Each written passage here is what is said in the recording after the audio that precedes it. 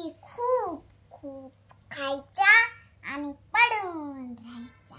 सारखं खायच्या, दिवस रात्र खायच्या, उगे खायच्या, त्याची समाधानच व्हायचं ना. एकदा काय झालं, सगळे ससे गेले वाटवण्याच्या शेतात. सगळ्यांनी लवकर लवकर खाणं आटपलं, पण आपल्या सशाचं खाणं काय संपेना. एक ससा म्हणाला, लवकर चल ना. काय थांब, आणखी माझं पोट. थांब, अरे अजून खाऊ दे मला. मोठी ढेकर देतो, मग आपण निघू. तसा दुसरा ससा म्हणाला, लवकर चल ना, तू पाहत टेकडीवरून शेताचा मालक दिसतोय. अरे हो रे, आणखीन शेतात तर नाही आला, मग खाऊ दे की मला जरा. आणखीन थोडं खातो, मोठी ढेकर देतो, मग आपण निघू. शेताचा मालक शेतात आला, सगळ्या पडायला लागले. मग आपल्या ससाची झाली पंचायत. त्याला काही जोरात पडता येईना, तिला उडी मारता येईना. ते सगळे ससे गेले उडी उडी मारत.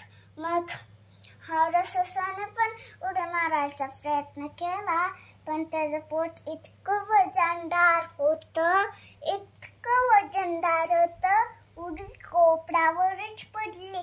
त्याला खूप काटे बसले.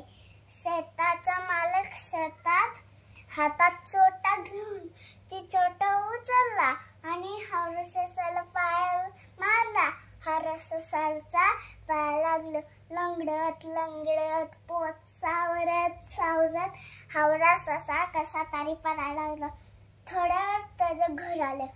हुश, सुटलं बुवा, असा विचार करत ते हरून चालायला लागला.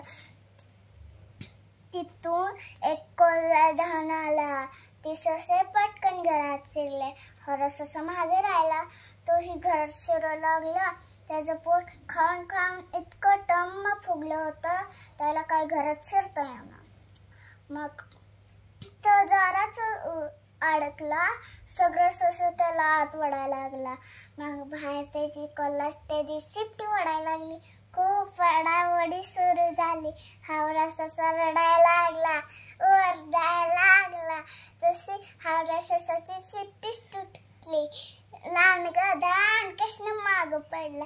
सगळे ससे त्याला आत ओढून घेतले. प्राणावरच बेतलं होतं, पण शिट्टीवर उडावलं.